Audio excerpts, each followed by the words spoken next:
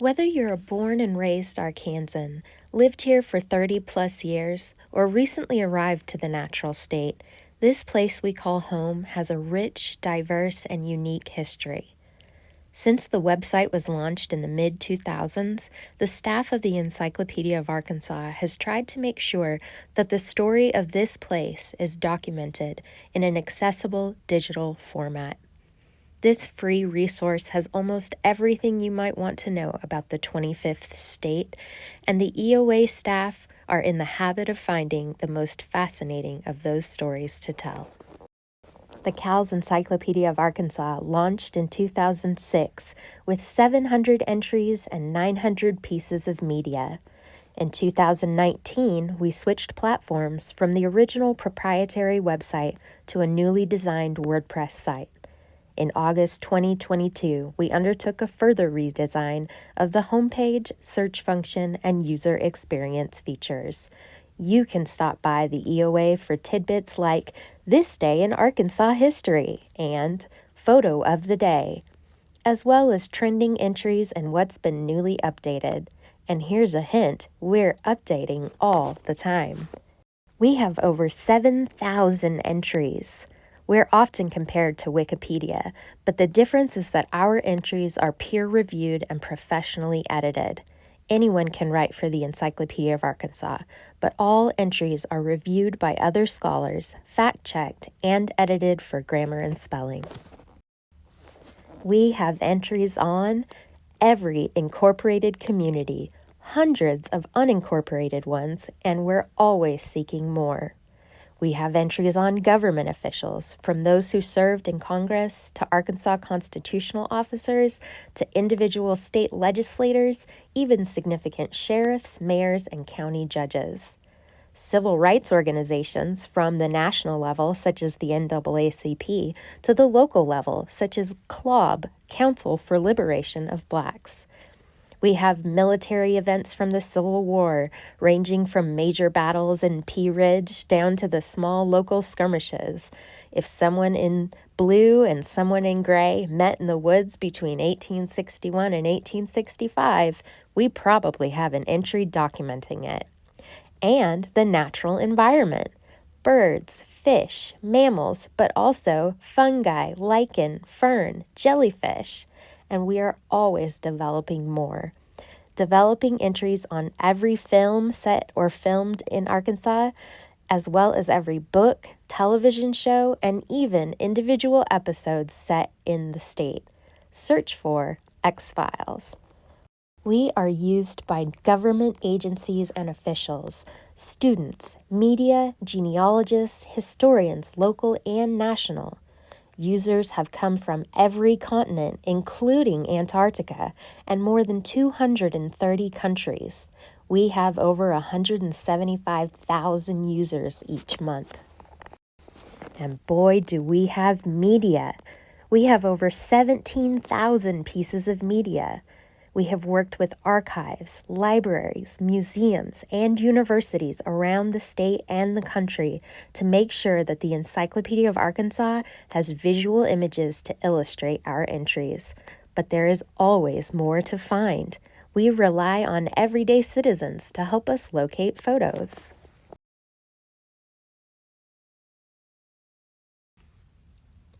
Mary John, 1788 to 1857. Was born a slave under French colonial occupation in either Louisiana or Arkansas. After obtaining her freedom in 1840, she opened a hotel at Arkansas Post and became a prominent local figure. Mary John was born around the latter part of the 1780s. Around 1810, she was sold to James Skull, and her name was changed from Marie Jean to Mary John.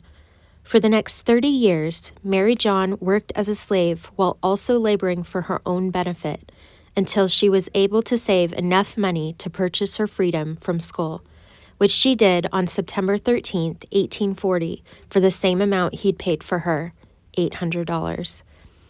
In 1846, after convincing T. Farrelly and Lewis Reffold, two white men, to serve as her legal guardians, Mary John opened a tavern hotel at Arkansas Post. Her business became quite successful, as she had already established a reputation years before as an able cook. Judge J.W. Bocage wrote of an 1840 Independence Day celebration in Arkansas Post that Mary John's splendid dinners at the Post of Arkansas will never be forgotten. W. H. Halliburton, a local contemporary of Mary John's, wrote that her establishment was perhaps the most celebrated in the state for the perfection of its cuisine. Goodspeed's biographical and historical memoirs of Central Arkansas later recollected that Mary John's was one of only 3 famed hostelries on the Arkansas River in the olden times. On May 18, 1857, William Reffold was appointed administrator of the estate of Mary John, who died intestate earlier that month. It is difficult to obtain greater insight into the lifestyle and holdings of a Black businesswoman in Arkansas County in the 1850s due to the absence of inventory, appraisement, or estate sale records. Neither is it noted if Mary John was survived by legal heirs. Even her obituary is vague and was written weeks after her death. Roberta Waugh Fulbright, 1874 to 1953, took charge of the inherited, fragmented business holdings originally assembled by her husband and molded them into a multi-enterprise family firm.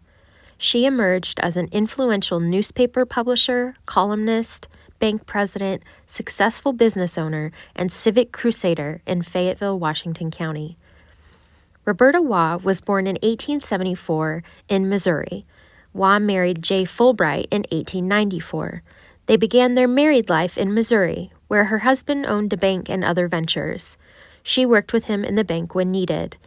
In 1906, the Fulbrights moved to Fayetteville. Her husband developed a wide range of business enterprises, but died suddenly in 1923. Fulbright found her family's holdings threatened by legal challenges.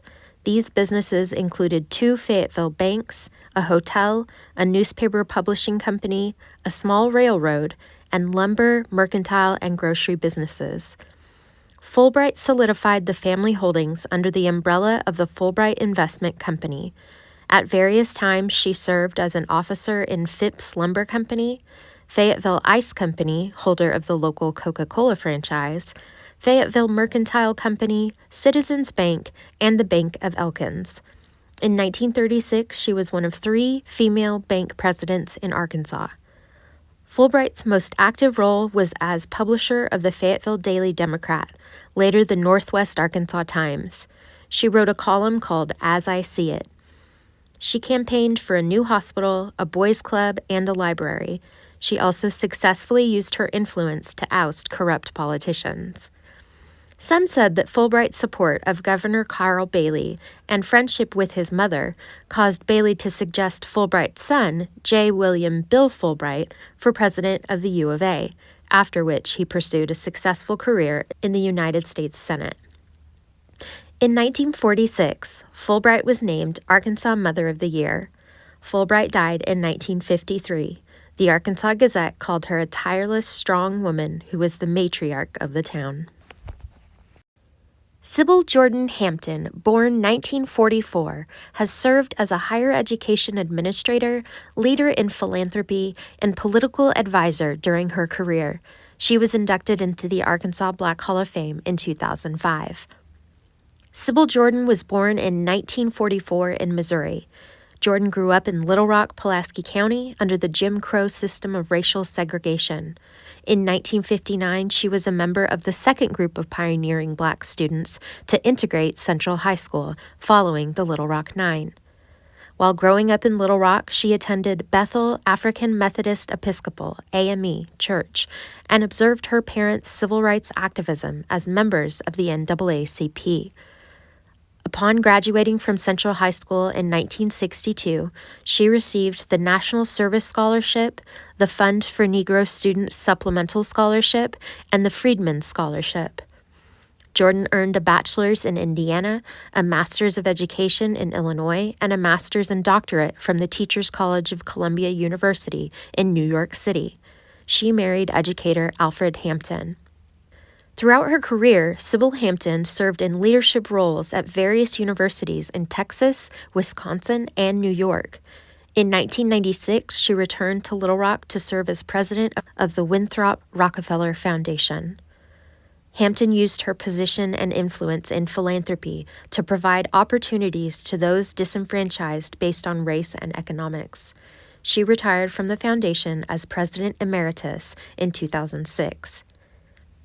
Hampton has received numerous awards and honors. She was named to Arkansas Business's Top 100 Women, was honored with an Outstanding Alumni Award, was named a Woman of Achievement, and was the 2002 recipient of the National Conference for Community and Justice Humanitarian Award. Hampton serves on the boards of numerous organizations, including the Arkansas Blue Cross Blue Shield Foundation and the Japanese American National Museum. Attorney General Dustin McDaniel appointed her to a 4-year term on the Arkansas Ethics Commission in January 2014. Dorothy Shaver, 1893 to 1959, was the first woman in the United States to head a multi-million-dollar firm. She became president of the prestigious New York City Fifth Avenue firm of Lord & Taylor in 1945 and is credited with much of the company's success. A trailblazer and a trendsetter in her time, her legacy continues today. Dorothy Shaver was born 1893 in Center Point, Howard County. When Shaver was 5 years old, her family moved to Mena, Polk County, a bustling new railroad town. Shaver graduated from Mena High School in 1910 as salutatorian. She attended the University of Arkansas in Fayetteville, Washington County. Shaver and her sister Elsie left Arkansas for Illinois in 1916. After a few months, they moved to New York City. In 1921, Lord & Taylor hired Shaver to head its comparison bureau, the main function of which was to spy on other stores. Her rise at Lord & Taylor was rapid. Shaver organized a bureau of stylists in 1924, and soon Lord & Taylor set the pace for style in New York. In 1927, she was made a director on the board. In 1931, she became a vice president, and in 1937, she was elevated to first vice president. Her encouragement of American design talent and innovative focus on teenage consumers made Lord & Taylor Manhattan's top purveyor of fashion. She became known as a woman sizzling with ideas who delighted in the new and in the untried. When she was elected president of Lord & Taylor in 1945, her annual salary of $110,000 surpassed those of many Hollywood legends. Lord & Taylor prospered as Shaver expanded the business with suburban stores. The Associated Press named her the outstanding woman in business in 1946 and 1947. She lived with her sister, neither ever married. Shaver died at her country home in New York in 1959, days before her 66th birthday. She is buried in Texarkana, Miller County, where her parents are also buried. Her $1 million estate was left to Elsie. Johnnie Pugh, born 1926, was a community organizer, advocate, and activist. She was also an Arkansas New Party pioneer, city director, nurse, and businesswoman. Johnnie Beatrice Newton was born in 1926. She lived in Snyder, Mount Olive, and Hamburg, all in Ashley County. In 1948, she married Jasper Pugh. She later divorced and remarried, but kept her first husband's name. While Pugh was practicing midwifery, a nurse encouraged her to study nursing. She finished high school and pursued her LPN.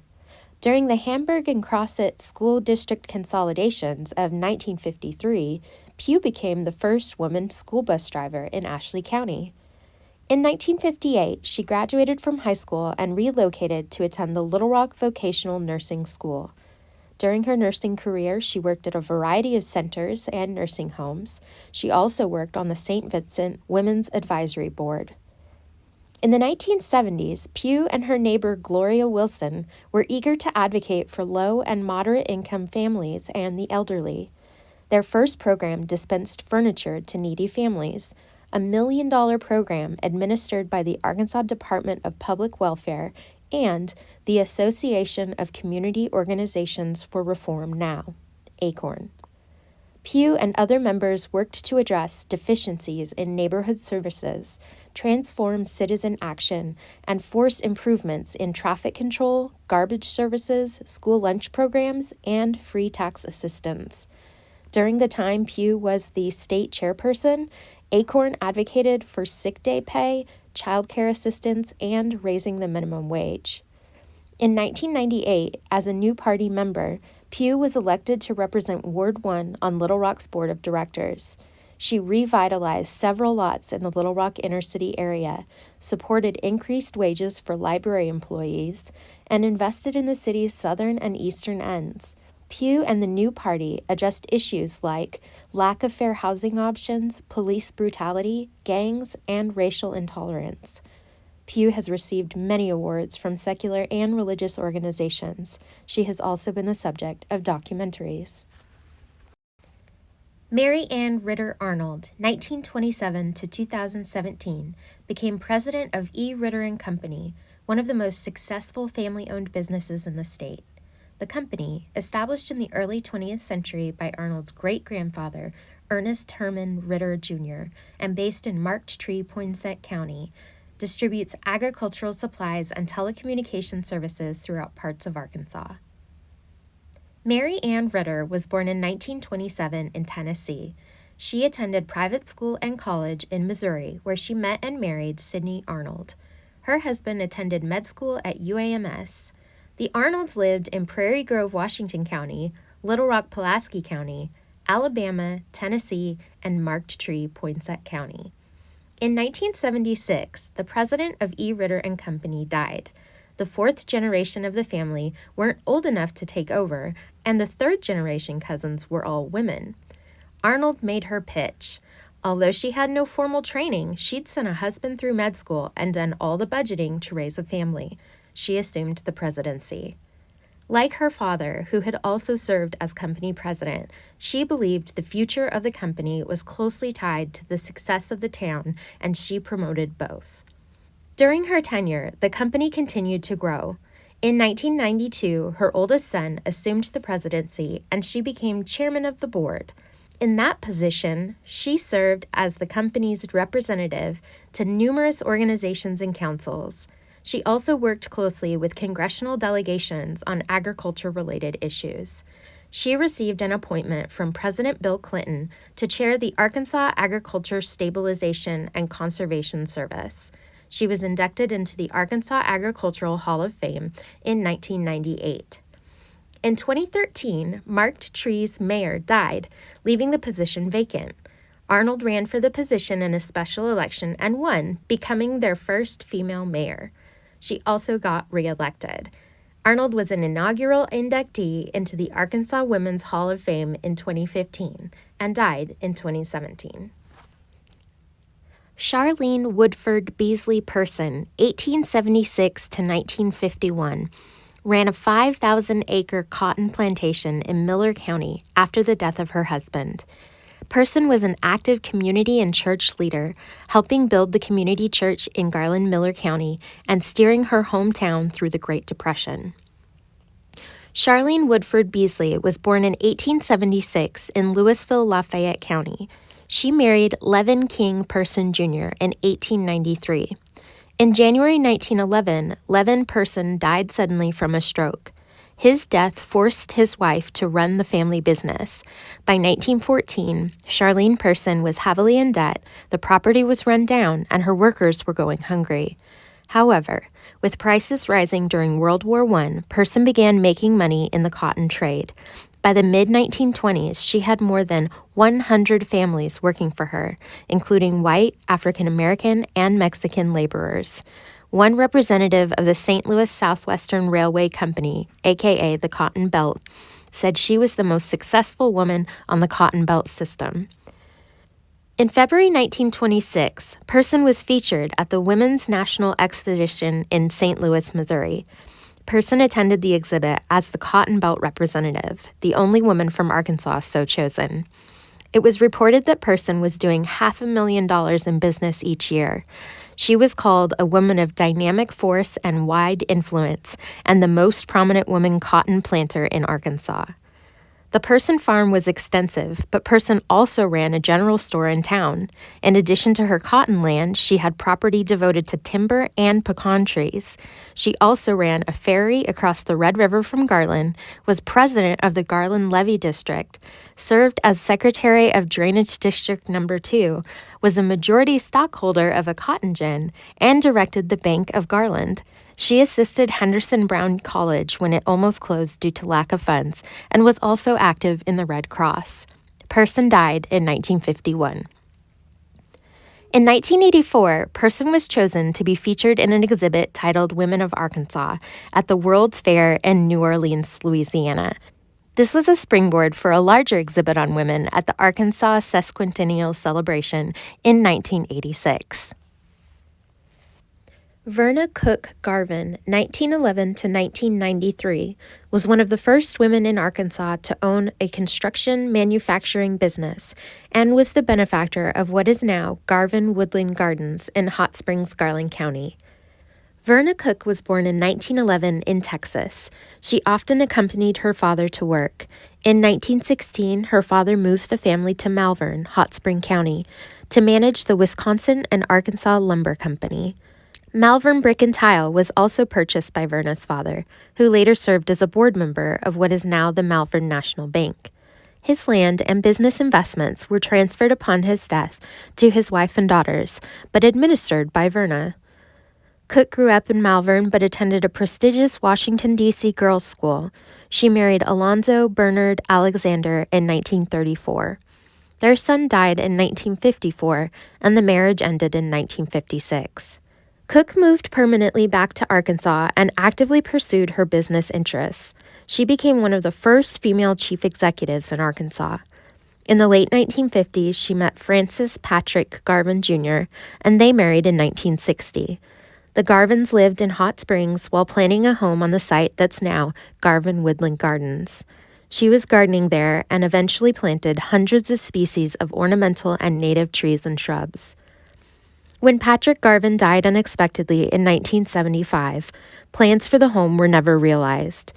Verna Garvan sold her company to Acme Brick in the 1970s, and her efforts were afterward centered on her garden. In 1985, she bequeathed the first 40 acres of her property to the Department of Landscape Architecture at the University of Arkansas in Fayetteville, Washington County. She died in 1993 in Hot Springs from pancreatic cancer. Garvan's endowment is directed by a trust to the University of Arkansas Foundation and the School of Architecture. Before her death, Garvan engaged renowned Arkansas architect E. Fay Jones to design her garden centerpiece, now known as the Verna Cook Garvan Pavilion. Maxine Temple Jones, 1915 to 1997, was a Hot Springs, Garland County businesswoman during the period from 1945 to the early 1970s. A well-known madam with numerous political connections, she managed a lucrative brothel operation that catered to politicians, businessmen, and mobsters. She documented her life in an autobiography published in 1983 titled Maxine, Call Me Madam, The Life and Times of a Hot Springs Madam. Dora Maxine Temple was born in 1915 in Johnsville, Bradley County. When referring to her early youth, Temple described herself as a tomboy. While working in a department store in Paris, Texas, a coworker introduced her to prostitution as a way to expand her meager earnings. Temple became acquainted with Nell Rayburn, madam of a large brothel in Texarkana, Texas. They developed an immediate rapport, and Temple relocated to Texarkana to work for Rayburn. During her association with Rayburn's business, Temple showed an aptitude for managing all aspects of the operation and gained a reputation for strong nerves and solid business sense. After entering World War II, the government closed the red light district of Texarkana. Caught up in the fever of war and patriotism, Temple quickly married a young soldier named Eugene Harris, who was soon sent overseas. In 1943, Temple joined the Women's Army Auxiliary Corps, hoping to be sent overseas as well. Instead, she was stationed in D.C. When her enlistment period ended, she returned to Arkansas and eventually returned to Rayburn. When her husband returned, she confessed that she was a rackets woman and had no desire for marriage or children. They divorced. Temple continued working at Rabern's until a 1948 visit to Hot Springs. Attracted to the city, she quickly found a job in a local house of prostitution on Prospect Street. By 1950, she had amassed enough money to buy out the proprietress and establish the business as her own. According to her autobiography, Temple established political connections in Hot Springs that would best serve her interests, thus allowing her operation to flourish. She was able to expand her business, most notably with the purchase of a large home on Palm Street, which became known as the Mansion. She entertained her high-classed clientele, including local businessmen, doctors, top state officials, congressmen, and prominent mobsters who were expanding an illegal gambling empire in the city. However, Temple clashed with the mob over its attempts to control her operation.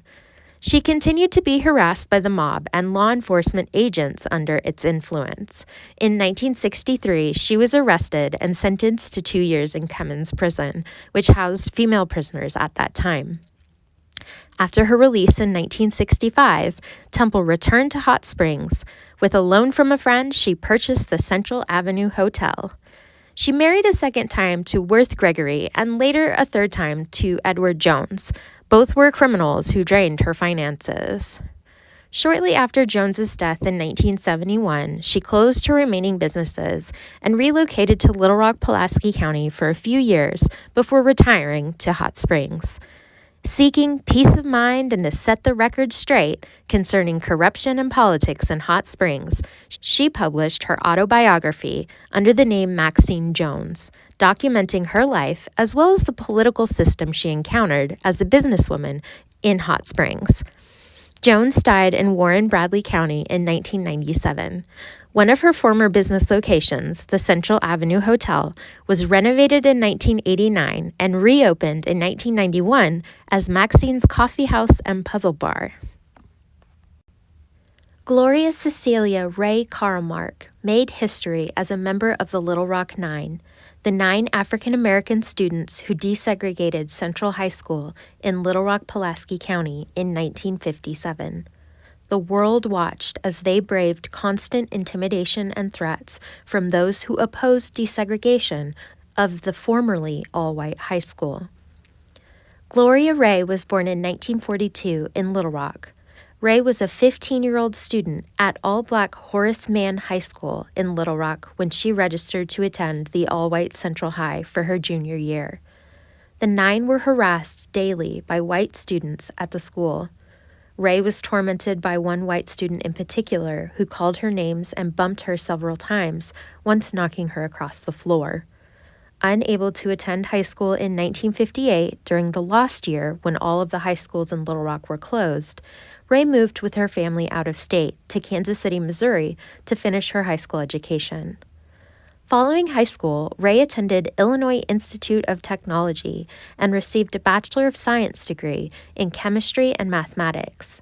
She worked briefly as a public school teacher and research assistant at the University of Chicago Research Medical Center.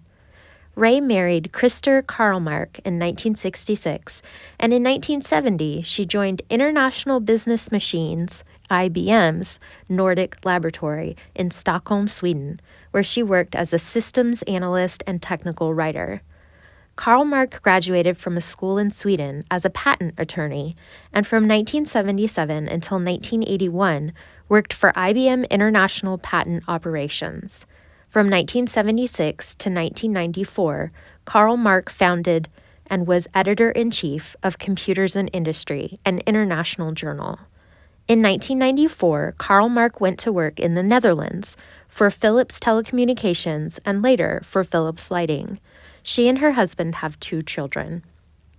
Karlmark, along with Daisy Bates and the rest of the Little Rock Nine, was awarded the prestigious Spingarn Medal by the NAACP in 1958. In 1999, President Bill Clinton presented the nation's highest civilian award, the Congressional Gold Medal, to the members of the Little Rock Nine. In 2005, statues of the Little Rock Nine were dedicated on the grounds of the Arkansas State Capitol. The Little Rock Nine were inducted as a group into the Arkansas Black Hall of Fame in 2007. The women of the Little Rock Nine were named sponsors of the forthcoming USS Arkansas nuclear submarine in 2018. And in 2022, as part of the 65th anniversary of the desegregation of Central High School, South Park Street was renamed Little Rock Nine Way. In 2023, Karlmark, along with 4 other members of the Little Rock Nine, spoke out against the Arkansas Department of Education revoking state approval for an advanced placement course on African American studies. Said representatives, this is a blatant and shameful attempt to erase Black history and silence Black voices in a state that has a rich and complex legacy of racial struggle and triumph. All 6 schools scheduled to participate in the pilot program for this AP course opted to continue with it, despite complaints from the current Secretary of the Arkansas Department of Education. Karlmark is retired and lives in Amsterdam. Any questions? This is just the tip of the iceberg. The Cal's Encyclopedia of Arkansas is a rabbit hole I encourage you to jump down. No matter what you're interested in, Arkansas has it, and the EOA is where you can start looking.